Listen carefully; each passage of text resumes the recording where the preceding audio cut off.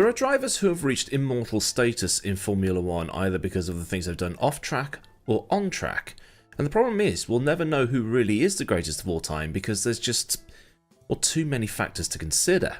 Ask Jackie Stewart who the greatest of all time is and he'll say it's Fangio. Senna would say it's Jim Clark. Hamilton, Vettel and Alonso will say Senna, and my generation might say it's Schumacher. Someone born slightly later than me might say Hamilton, and in 40 years' time we'll probably have newbies to the sport saying that it's Ollie Behrman. Probably. That would be hilarious, and I'm all here for it. But then you start to dive into why these drivers are considered in the way that they are. Stewart is highly regarded for his safety crusade.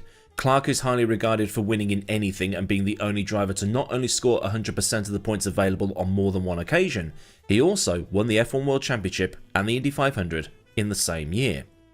Nobody else has ever done that. Then you can throw Graham Hill into the mix with his Triple Crown. But then you look at the numbers, and Fangio, Schumacher, Verstappen, Hamilton, Prost and Vettel all won more championships than Clark and Hill. Individually, Schumacher and Hamilton have won as many championships as Stewart, Clark and Hill combined. Something more races a season, yada yada yada. Exactly, that's why you can't determine the greatest because there's, well, too many factors. Then you've got the opposite, those who become immortal for other reasons, usually tragic reasons. And in their stories, at the other side, the sport changes. Some would say for the better, and others would say for the worst. Gilles Villeneuve and Riccardo Paletti in 1982 bringing the death of ground effect. Ratzenberger and Senna in 1994, bringing in the new era of safety that makes what Stewart was campaigning for look small time. Then Jules Bianchi in 2014 that became part of the push towards adopting the halo in Formula 1. On the other side of the Atlantic, Justin Wilson had the fatal crash that, in some way, led to the adoption of the aeroscreen. And now, both have been around so long, seeing cars without them looks weird. But in 1986, a crash that happened away from a Formula 1 Grand Prix weekend ended up bringing about the slow death of Formula 1's most insane era. Elio de Angelis was born in 1958 in Rome and born into a wealthy Roman family.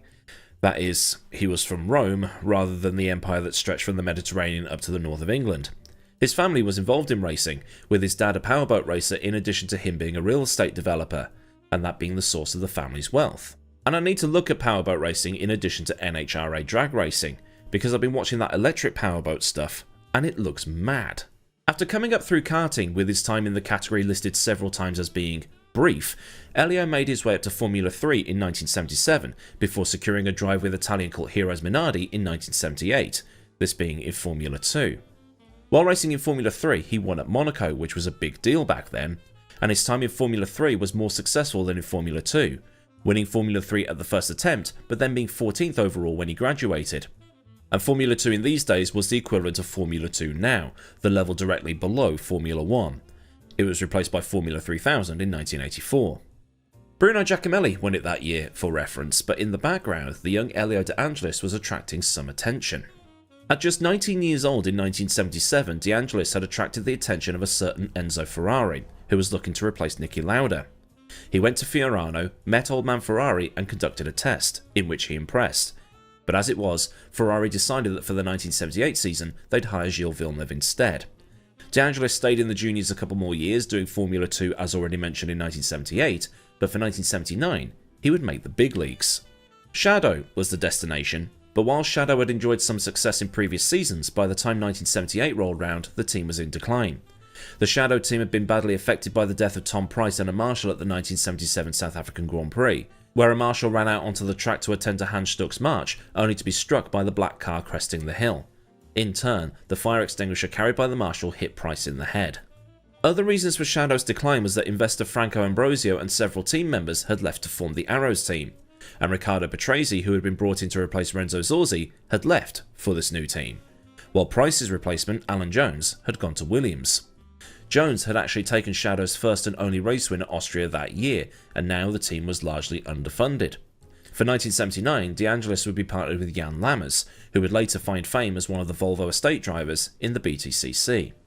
And his debut season was pretty good, all things considered. A 7th on debut at Argentina, which was a power track back then, and also 7th at Long Beach, which wasn't a power track back then. Those were his two best results of the early season.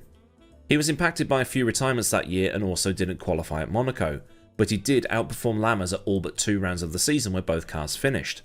At the final round at Watkins Glen, he scored a 4th place, which got him 3 points. And once again, his talents behind the wheel were being recognised. While before it was Enzo Ferrari taking an interest, now it was Lotus owner Colin Chapman, and Chapman actually ended up hiring the young Italian. At the 1980 Brazilian Grand Prix, De Angelis became the then youngest podium finisher of all time as he crossed the line to take 2nd. The Lotus 81 of that year wasn't exactly the most innovative car ever made, and Chapman was working on the twin chassis 88 in the meantime. And Elio absolutely battered Mario Andretti, who was his teammate that season. Mario had absolutely horrendous reliability and only scored 1 point, that being for 6th place at Watkins Glen, while Elio scored at Brazil, Austria, Monza and the Glen. De Angelis finished 7th in the standings that year, while Andretti was 20th. For 1981 though, there was a new teammate, Nigel Mansell. The twin chassis Lotus 88 was withdrawn due to controversy surrounding its design, so Chapman and Lotus had to go with something more conservative for the year, starting the season with the 81B and then bringing in the 87 from Monaco onwards. And once again, De Angelis had the upper hand on his teammate. While Mansell was 3rd at Zolder, Elio had already scored at Brazil, Argentina and then got 5th at Zolder.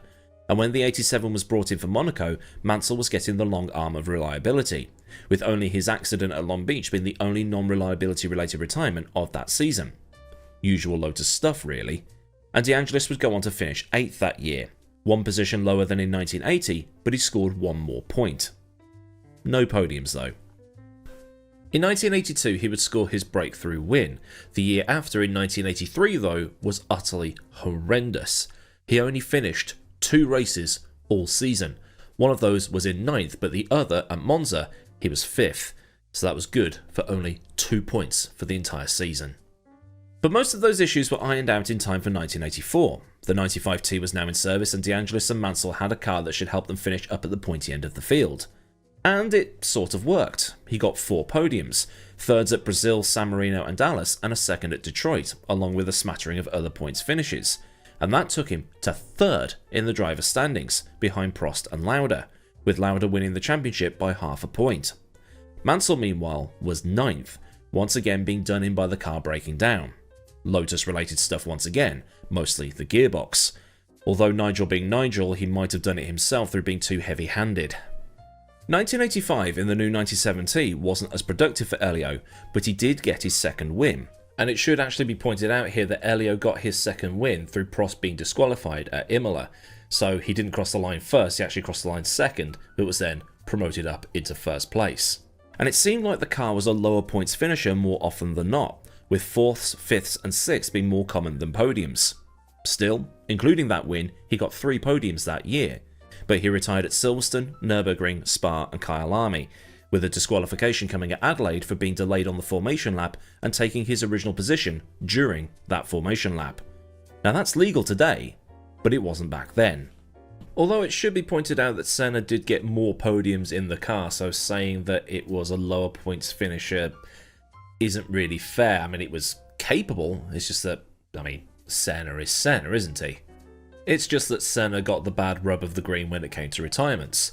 Although, like with Mansell, you might think that some of these retirements were because he was pushing the car a little bit too hard. It is a Lotus after all. 1 point less than the previous year and only 5 points off Senna when the season concluded, which isn't a bad outing at all.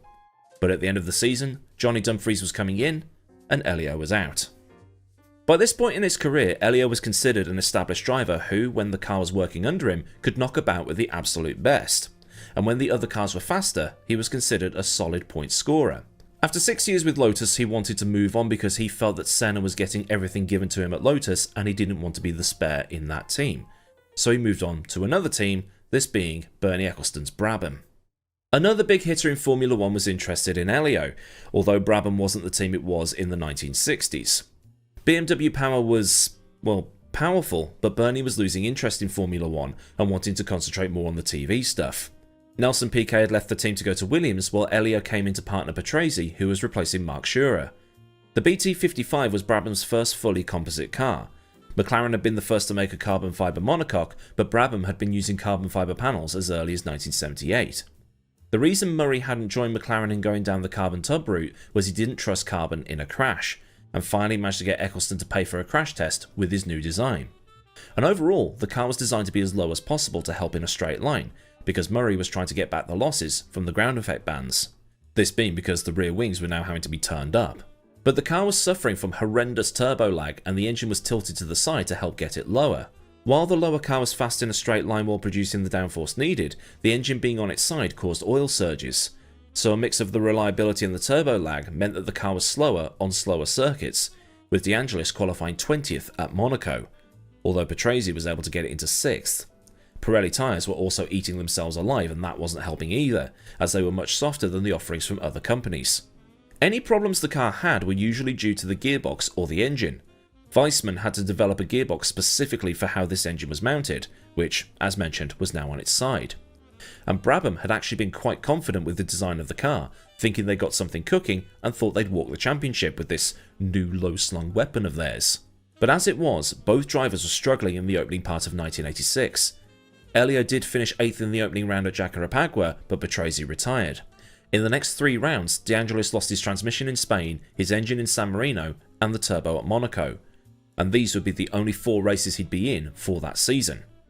The Monaco Grand Prix would be his final ever race. After Monaco, while testing his Brabham at Paul Ricard, Formula 1 lost a young talent, and this helped kickstart the end of Formula 1's most revered era. The test at Paul Ricard was an official test put on by the FIA, so most if not all the teams were going to be there as they were all going to be sharing the track, and the FIA was paying for it. In those days, the top speeds were immense. In 1985, Mark Schurer in a Brabham had clocked the then fastest ever speed in a Formula 1 car, 208 miles an hour. By comparison, Beloff's Tyrrell, which was naturally aspirated and the slowest car in a straight line, did 172 miles an hour. For this test, they were using the full track with the Mistral Straight. This massively long straight at Paul Ricard was being used with no chicanes. On the second morning of this test, De Angelis was the only driver on track when he crashed at the high-speed S-bend after the pit straight. For those who play Assetto Corsa Competizione or the older F1 games, this section is a lot tighter than is depicted here. But in those days, the opening couple of corners were a fast left-right section. They weren't totally flat, but they were on the edge of being flat, the absolute slightest of lifts required, a bit like how Eau Rouge was in the late 90s.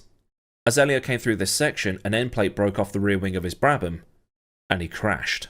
The only people who were nearby to see this, despite it being close-ish to the pit lane, were 2 Benetton mechanics who set up a speed trap in the area.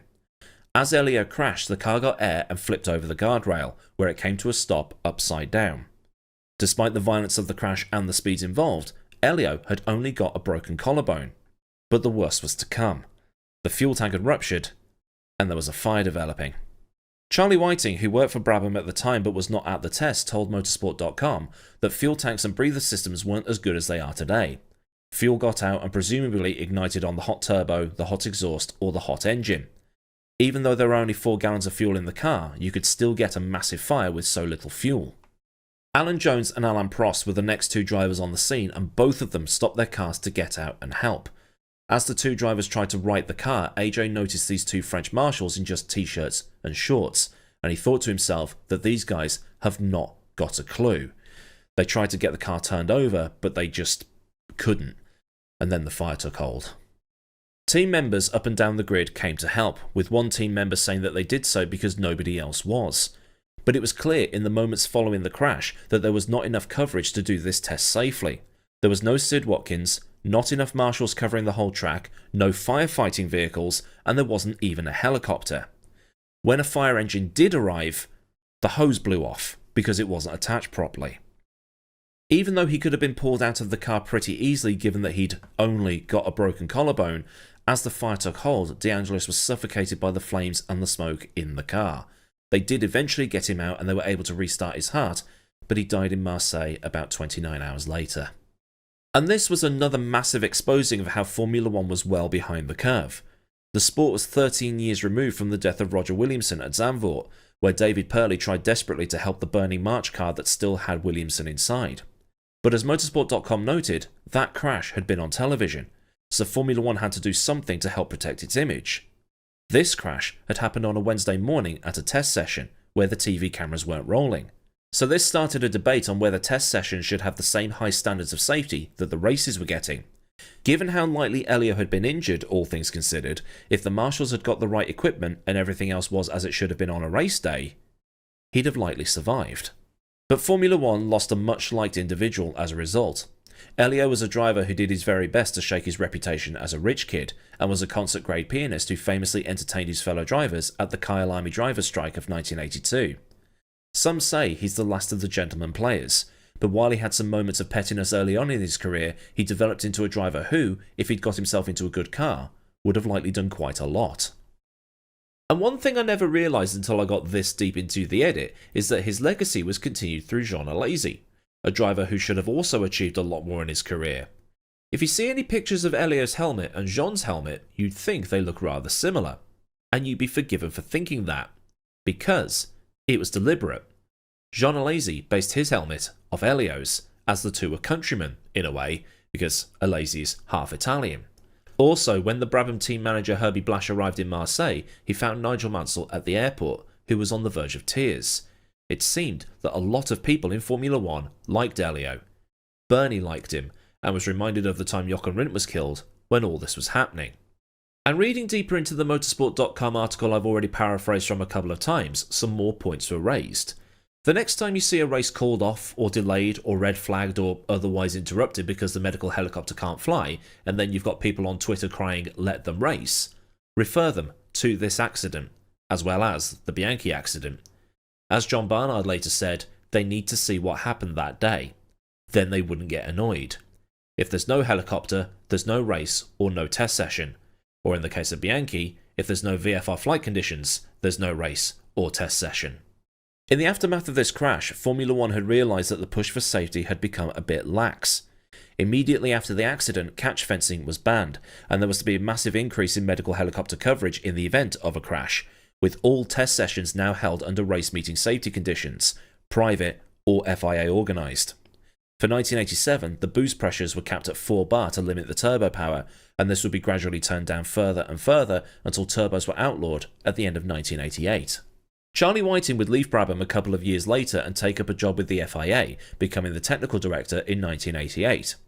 Over the years, his job expanded, and he became the FIA safety delegate in 1997, along with becoming the Formula One race director, a job he held until his sudden death at the age of 66 in 2019. But the death of Elio de Angelis is one of those things that made Formula One realise that it couldn't take its foot off the gas in terms of safety. In the years following Gilles Villeneuve and Riccardo Paletti's deaths, it seemed that the FIA thought that they'd got it right, and now the sport was pretty much safe.